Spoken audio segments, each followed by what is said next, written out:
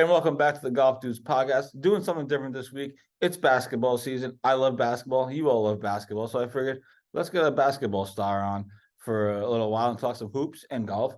Welcome Joey Accaoui to the podcast, former Vermont basketball star. I don't know about star, but I appreciate the invite. This is awesome. Thanks so much for coming on. You just came off the course. We're taping this at Kirkbride, in case you haven't guessed.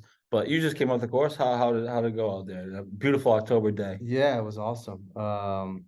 Weather's is turning a little bit. Anytime you can sort of get out there in October is great. So a lot of leaves, but with the leaf rule that they have here, it helps a little bit. You former basketball player, probably still hoop. Now you're obsessed with golf, as we were just talking before we recorded. So right now, what do you have more confidence in, your tee shot or your jump shot? Depends what day. I haven't touched a basketball in a while. I'd probably say, probably still a jump shot. I think I'd need a little bit of a warm up, but my tee shot's starting to catch up a little bit. It's tough, man. Obviously I don't play as much basketball as I would like to. It's just you worry about getting hurt, it's the weekend warrior type injury. So hard to get hurt on the golf course. So I'd much rather stick to that right now. I'm sure people have found ways. Yeah, I know, especially here. Right? We're going to get into some of the basketball stuff, obviously. We're taping this on Wednesday, so the Celtics start in like an hour, and college basketball, which I'm excited about, is right around the corner. So we'll get into some of that stuff. But for you, when did you catch the golf bug? When did that hit for you? Now you're just telling me you're obsessed with it, which is great. But when did it kind of hit you? Yeah, I mean, it hit me,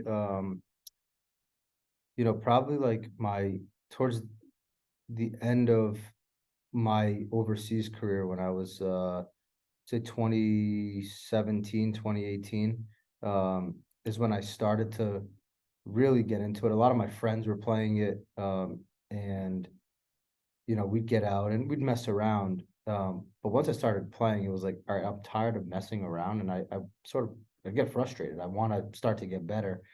And so I started to slowly play more. And then with work and what I do now, you find ways to play and business, sort of mingle there, and wanted to get better because of that. It's sort of embarrassing if you go out there with people you work with, they're not playing that good. So the combination of all that and, just you start to get out there. It's funny, like everything that I used to do in basketball and like the itch of wanting to get better, I struggled for a while. Like, how do I move that itch? And between what I do now for work and golf, it's like I figured that out, which is awesome. So do you find that, because I'm a huge JJ Redick fan of his podcast, and he was talking about retiring. Obviously he retired from the NBA, and he was talking about how golf kind of helps him fill that kind of void, the competitive void. Yeah. Is that similar to you, that it kind of helps you?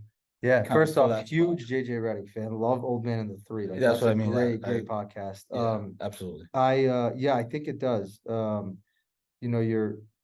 For like my whole life, like it was competition and competitiveness, and honestly, joining Kirkbride has probably brought that competitiveness more, because when you're playing out with your friends and stuff like that, it's a little different. But now being here, all the different events that they do in the little tournaments, like I'm much more competitive in those, because they mean something. They mean a little bit more. That's what I really loved about the Ryder Cup with that Kirkbride did with Alpine. It was like that was the first time I really felt like, okay, there's some competition here. So it definitely does, and it has filled that void. And you get out with the right group of people, and it's a competition for sure. So awesome. So basketball season's approaching. This time of year, especially for in college, do you get the itch? Do you kind of flash back to when you were in college and like, boy, we're a week away from the season. Can you just like get this going? Or, no, I mean, I definitely think about it a lot, and like remember this time of year now, you're playing some like exhibition style games, and they just have like Midnight Madness and all that stuff, and it's fun. I definitely once you get closer to like March Madness and like you see the conference tournaments, that's when I'm like, oh man, like that's where that because playing at Vermont, mid-major type school, your only chance to get to the tournament is during that weekend. And that's when it itches more. I get the itch more to like, oh man, like I miss those days for sure. You played in, I don't know, were you one of the Vermont teams that made the NCAA Yeah, so tournament? we went to Because I know you played NCAA tournament. NIT Yeah, and yeah, CBI. yeah. So we went to every postseason when I was at Vermont. My junior year, we went to the NCAA tournament. So that was an experience of a lifetime. What was that like? I mean, obviously we're months away now from the NCAA tournament, but Yeah, we can reuse this clip. yeah. Well, I Yeah, mean, I mean it was like I went to Vermont because, I knew I wasn't gonna play at like a high major type school where you'd have a chance every year to go to the tournament. And so I wanted Vermont was also like a great opportunity for me and something I was waiting for because like they every year they're playing to get to the tournament. I mean, over the last 15, 20 years, probably it's crazy to think it's been that long. But since TJ Sorrentine and those guys, like the expectation at Vermont was to get to the NCAA tournament. And so finally to do it my junior year and be on a special team, it was a lot of fun. It was everything I dreamed about. I think we were so excited. You sort of get caught up in everything that leads up to the game, and then you get to the game, and it's like, wow, like there's a lot going on here. But that week was crazy because we win our conference tournament. We find out who we're playing. They do the selection Sunday. You get chartered out somewhere, and it's a dream. It was just an unbelievable experience. And it's hard not to rethink about that when March Madness comes around. So what was your Vermont? What's your basketball memory? Is there a game that sticks out to you? Is it the NCAA tournament against yeah, a top? I'm assuming you guys must have played a top seeded team, yeah, top-ish seeded team. for sure. But is there a game or two that Yeah. sticks out to you when you think about Yeah, your probably career? probably that in the NCAA tournament, but also the championship game, in our America East tournament to go to the NCAA tournament against we played Boston University and it was at home in Vermont and all my family, friends are there, packed gym, it's on ESPN, it's like you're playing for, a chance to go to the tournament. So that game and I'm probably like wasn't too great of a memory because we lost, but playing against Providence at the dunk was like a dream, to growing up a PC fan, as you and I talked about, and Mhm. to play them and come home and I think I had like 60 or 70 people there and that was a lot of fun. So those are probably the two things that I remember most. And what was it like going overseas? Everybody, you see everybody, a lot of guys, not everybody, but a lot of guys go overseas and try to play pro. Ed Croswell is over there, Nate Yeah, Watson's over there now, just recent guys. What was that? Talk about that experience and what yeah. that's like for an American to go Yeah, overseas and yeah. play. Actually, it was. It's funny. I played with a lot of former Friars while I was over Oh, really? there. Herbert Hill, Yeah, Marcus Douthit, some of the names that you probably Garnett yeah. Thompson, some of these guys that. So it was pretty cool. It's like it was sort of crazy to play with some of them, but it was awesome to be honest. I was very fortunate because I had a passport, so I didn't necessarily count as an American, and overseas you only get two Americans on each team. So because I had a passport, in some places I could play as a local, so it helped me a lot in my career there. But it was an awesome experience. I mean, I played I think total of 7 years, um, and the experience to continue playing basketball was awesome. To actually do it for money was awesome. It's a completely different, you know, world of basketball. It truly is a business. You're playing every year for a contract, so there's a lot of unknowns in the summertime going into an off season, and fortunately for me, I was able to keep going and play against some really good players and former NBA guys, and I was lucky enough to do it for as long as I did. As I told you, I wish I picked up golf sooner, but unfortunately, basketball overseas held that up a little bit. So Well, now you're playing golf all the yeah, time, and you're down to a single digit. Or you're almost down to a yeah, single I'm down to digit. a single digit. It was a goal of mine to start the year.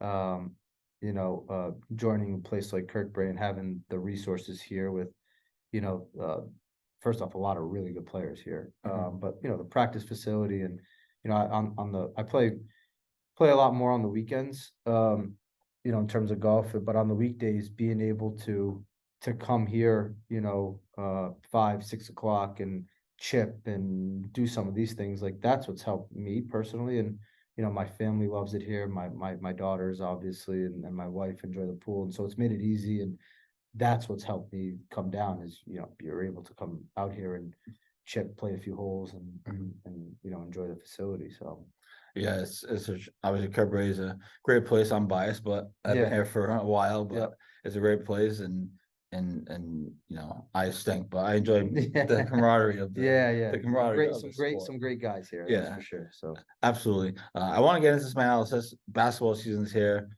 You're a big Celtics fan. yep, You're still a PC fan. Obviously, Vermont yep. is your school, but at least my school is now Division III. We actually overlapped in college a little bit Yeah, we at talked about that. Hartford. I didn't Unfortunately, play basketball, thankfully, but yeah. Unfortunately, we yeah, beat them up a little bit too much, but yeah. they were good though. They were Yeah, bad. So they had some lovable teams. yeah, Our women's team your was women's team our was really team. good, really good.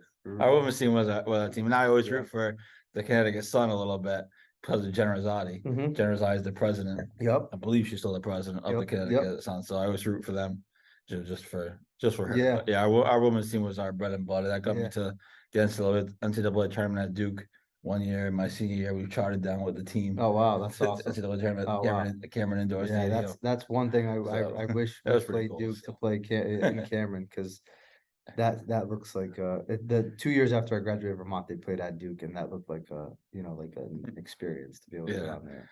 Unfortunately, when we were there were no students because it was NCAA tournament. It was Yeah, Hartford against. I think we played LSU or whatever. Yeah. But just to be in the arena History. in that place, it Yeah. was pretty cool. It was one of my favorite college memories. Your memories are on the court. My memories are watching, Yeah. watching from the sidelines. Well, And they still are. we're making new memories now. I still watch from the sidelines. See, uh, Celtics start in tonight again. We're taping this on Wednesday. What do you think about the Celtics? Drew Holiday comes in.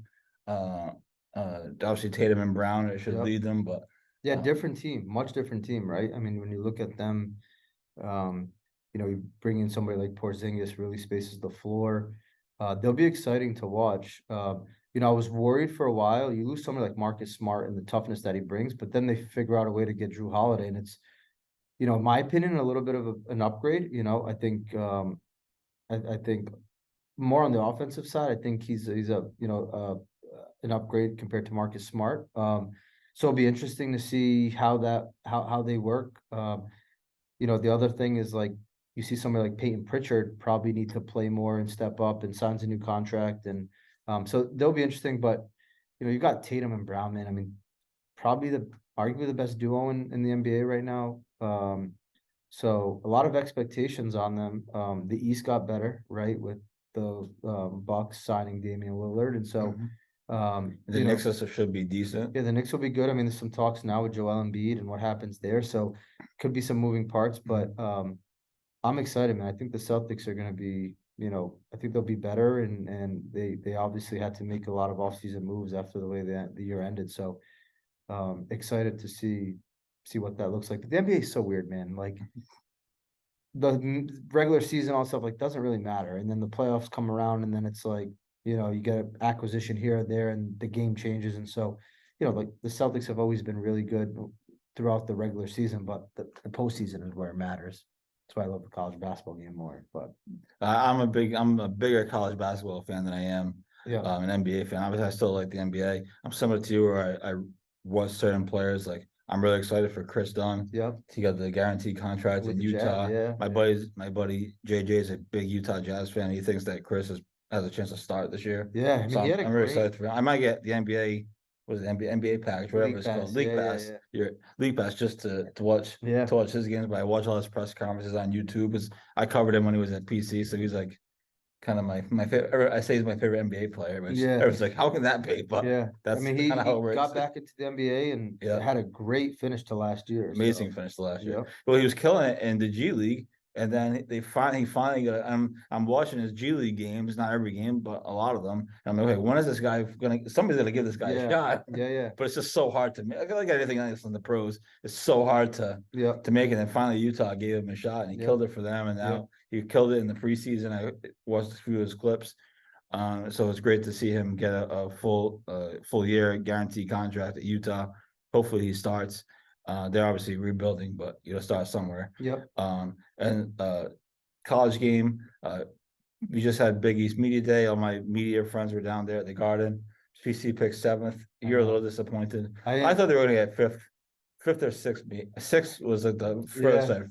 I think it feels like Patino was getting a lot of credit for Yeah, a lot that of he's credit gonna for, rebuild. it's But probably he's- rebuilding, you know, Providence brings everybody back but Jared Bynum, and they add a lot of really big pieces in Maduro, ticket gains, you know, like it's hard to understand like how they. I mean, they finished last year what, in the top four probably. I And then they finished fifth because fifth, was it fifth? Yeah. yeah.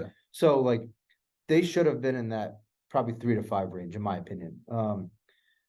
But I don't know. We'll see. I mean, as Kim English said, none of that matters to him. Well, So of course. And Dan Hurley said that's all didn't matter. bullshit. Yeah, He goes, what do it's you all think? bullshit. He said Jordan Hawkins. I think his quote was Jordan Hawkins wasn't picked on any preseason team last year, and he led them to a national championship, and he's a lottery pick. So Right. we'll see. I guess the one concern I would have as a PC fan, and it's kind of the unknown, is just, you know, Kim English and his kind of X's and O's Yeah. type of thing Yeah. coming from, you know, the A10 A10. Yep. to Yep. the Big East, where you know, Yep. no offense, but it's a different, Different game.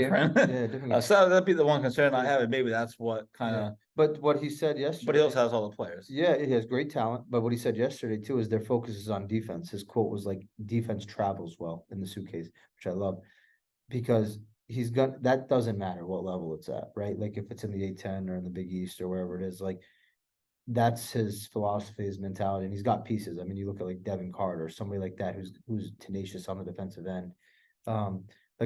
They'll be good, man. And then they have a star in Bryce Hopkins. But I'm excited, man. I'm excited for that Georgetown game.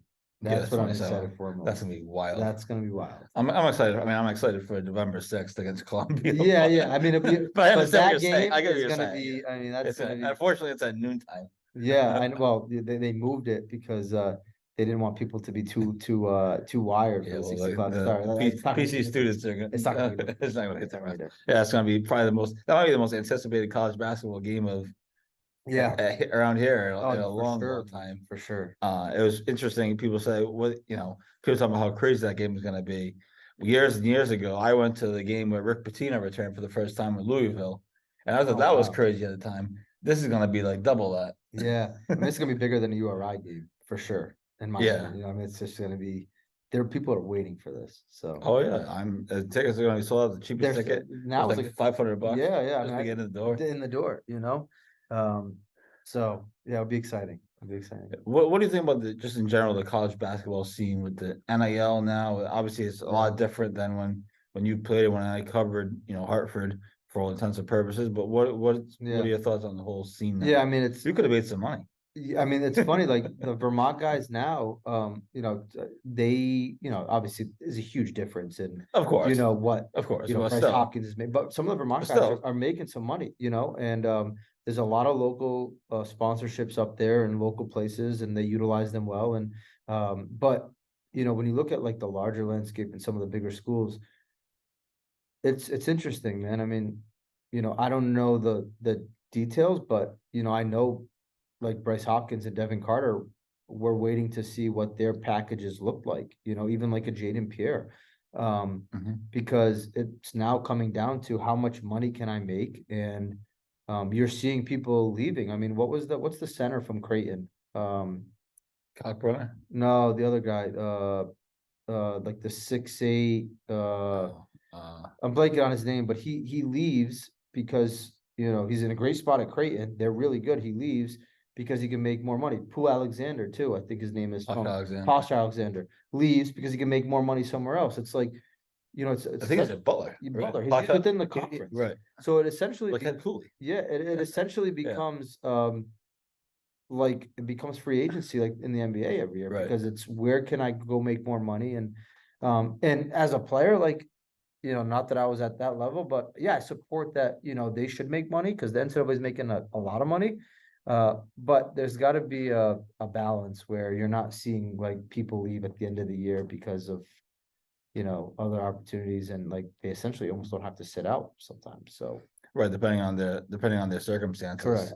I think that was one of the things that kept Hopkins and Carter here was, I believe, if they transfer again, I could be wrong, but I'm pretty certain because this was going around at the time. I believe if they had transferred again, they might have had to sit out a year I would hope so. I mean, because there's two transfers. yeah, So I'm pretty sure that was part. I don't know if that was the reason. I'm not trying to say that was the only reason why they stayed, but I'm pretty certain that was part of the reason why, they it makes sense, man. It would make sense. So, it's amazing. It's good for these kids. You see somebody like Armando Bacot who comes back to North Carolina, even though he could have been probably a pro, and probably realizes that he could make more money. It's different in football. I mean, football is another level of it, but certainly, like I said, I think it's good for the students, man. Like they deserve to